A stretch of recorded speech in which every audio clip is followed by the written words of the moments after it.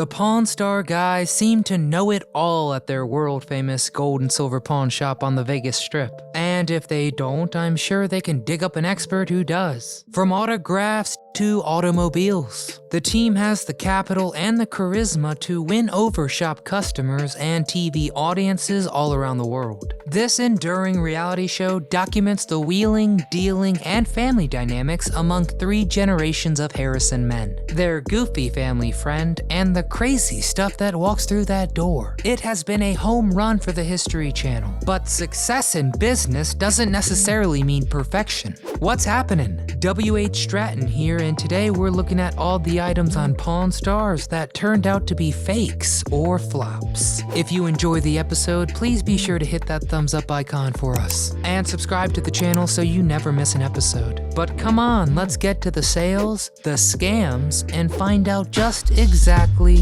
what happened. Fake diamonds.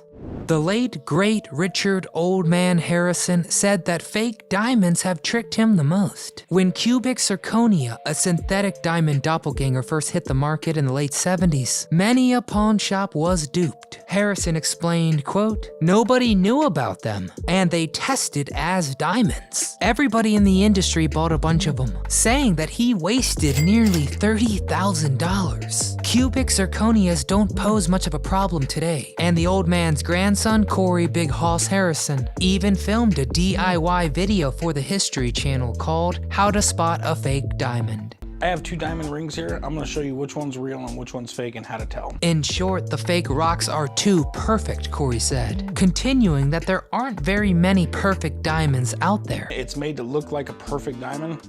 There are very, very few perfect diamonds out there. So it's safe to say the guy in the street probably doesn't have one either. But to be sure, he recommends examining gems under a magnifying glass, or asking a reputable jeweler to take a closer look.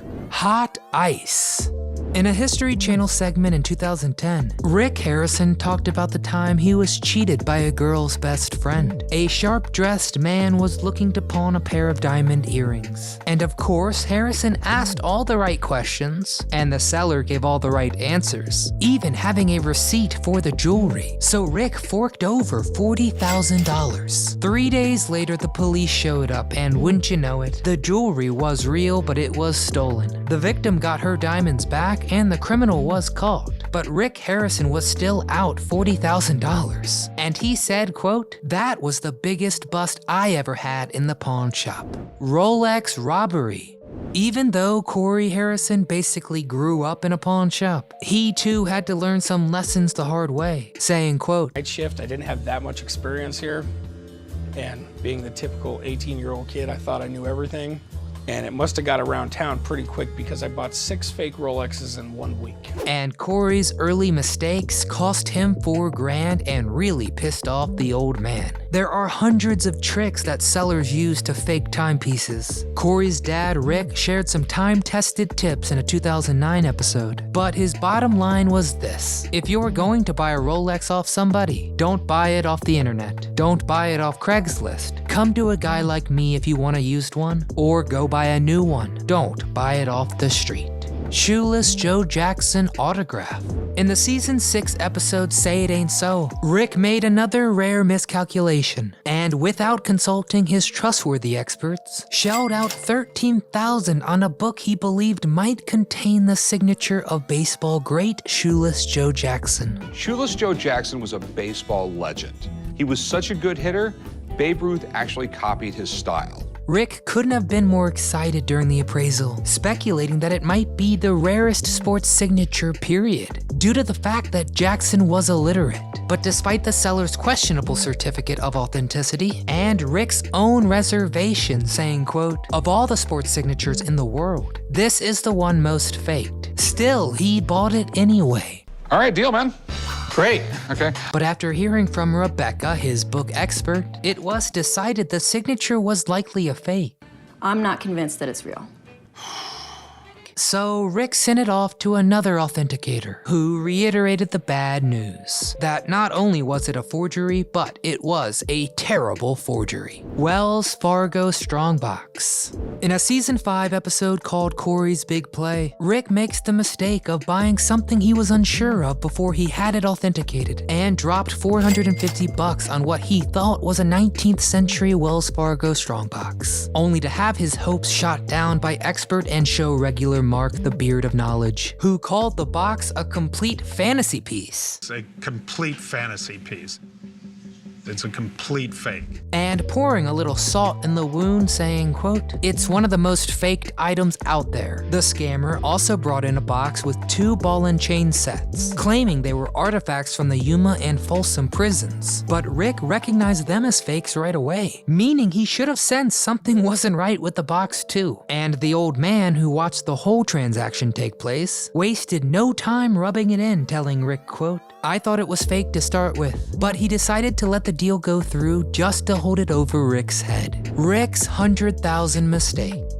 If the world-famous gold and silver pawn shop can't sell an item, they always have the option of making some money back sending it to an auction house. That's what Rick tried to do with several big-ticket items, including a 1940s Indian motorcycle with a sidecar, and a Vic Flick owned and played Fender Stratocaster, which he sent to Julian's Auctions in LA. Unfortunately, he took a hit for $29K on the motorcycle and $35K on the guitar, saying, quote, "Trying to look for a silver lining, I just can't find it. I'm dreading going back to the shop." And he didn't do especially well with the other items either, because he reported his total loss at that auction around $100K. Willie Mays uniform.